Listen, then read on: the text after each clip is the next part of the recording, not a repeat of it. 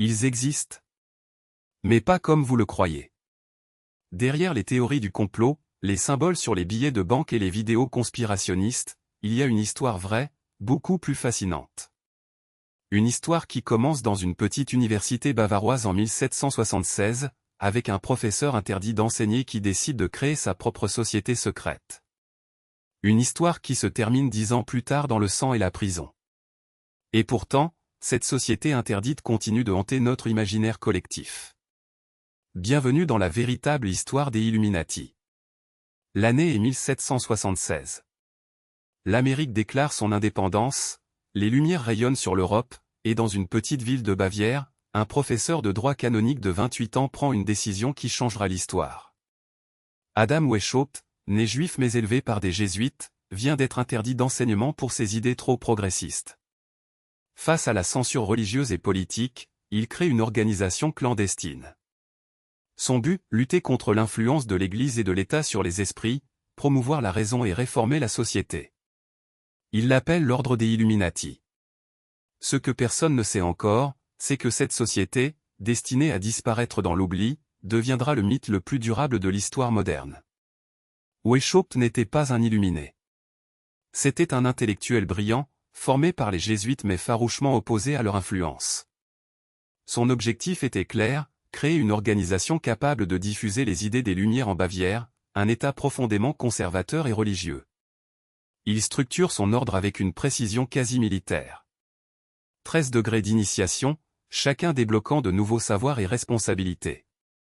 Les membres, recrutés parmi les intellectuels, les hommes politiques progressistes et les francs-maçons, portent des noms de code tirés de l'Antiquité, Spartacus pour Weishaupt, Ajax pour le baron Knig qui rejoindra l'ordre. Le recrutement se fait par cooptation, chaque membre devant recommander des candidats potentiels. Mais ce qui rend l'organisation unique, c'est son système de surveillance mutuelle. Chaque membre doit rapporter les conversations et les comportements de ses pairs. Une police interne qui assure la loyauté mais crée aussi un climat de méfiance permanente. L'ambition de Weishaupt est immense, infiltrer les centres de pouvoir, influencer les décisions politiques et religieuses, et finalement transformer la société de l'intérieur. Et pendant quelques années, tout fonctionne à merveille. L'ordre compte plusieurs centaines de membres, dont des personnalités influentes. Mais c'est sans compter sur la réaction des autorités.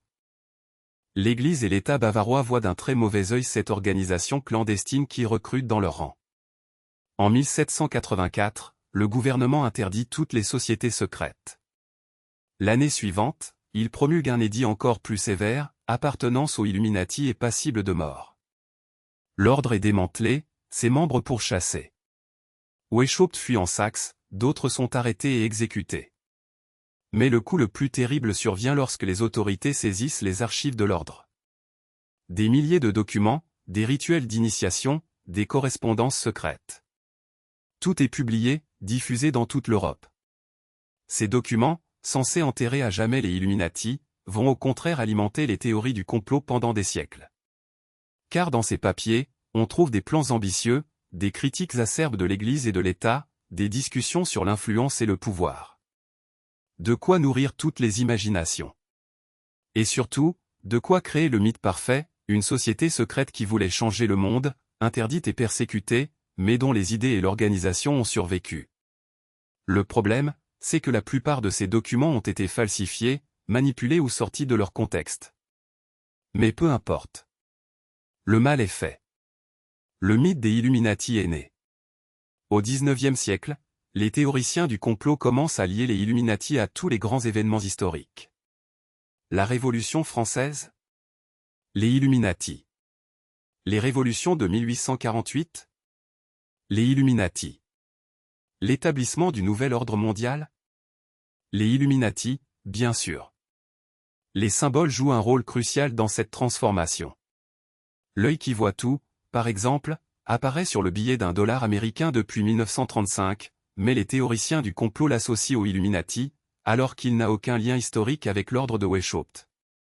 Même chose pour les pyramides, les chouettes, ou d'autres symboles mystérieux. Chaque fois, la même mécanique, un symbole ancien ou mystérieux plus une association libre égale preuve de l'influence des Illuminati. Au XXe siècle, le mythe explose avec Internet.